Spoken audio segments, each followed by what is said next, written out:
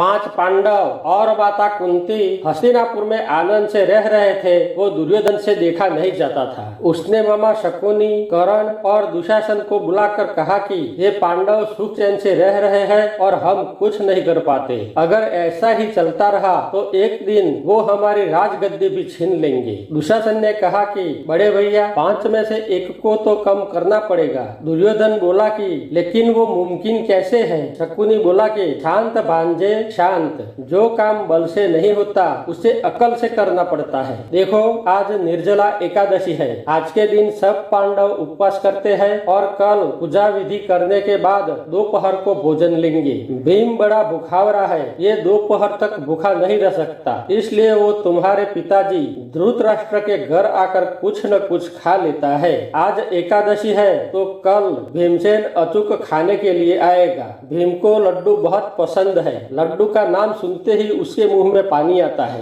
आज हम जहर मिला के ढेर सारे लड्डू बनाएंगे और ये लड्डू तुम्हारे पिताजी के घर रख देंगे। कल भीम आएगा, लड्डू खाएगा और मर जाएगा। दुर्योधन मामा की बात सुनकर बहुत खुश हो गया और बोला कि वाह मामा, क्या योजना बनाई है। उस रात को सबने मिलकर जहर वाले लड्डू बनाए और धृतराष्ट्र की हवेली के 7वें मंजिल पर रख दिया। फिर धृतराष्ट्र को कहा कि पिताजी, लड्डू किसी को खाने मत देना। दूसरे दिन सब पांडव प्रातः काल उठकर प्रभु की सेवा पूजा में लग गए। भीम को भूख लगी थी। वो जल्द जल्द पूजा करके माता कुंती को बोला कि माते, भूख बहुत लगी है, जल्दी से कुछ खाने का इंतजाम करो। कुंता जी बोले कि बेटा, सब भाई पूजा विधि कर रहे हैं, उनकी पूजा विधि पूरी हो जाए उसके बाद भोजन बनेगा। भीम ने सोचा कि हर साल की तरह आज भी धृतराष्ट्र काका के घर जाकर खाना पड़ेगा। वो धृतराष्ट्र के महल पहुंचा और धृतराष्ट्र को बोला कि काका, भूख बहुत लगी है, कुछ खाना दो। धृतराष्ट्र ने जानबूझकर कहा कि बेटा, आज दुर्योधन ने लड्डू बनवाए हैं, सब भाई पूजा विधि करके आ जाए तब सब मिलकर खाना।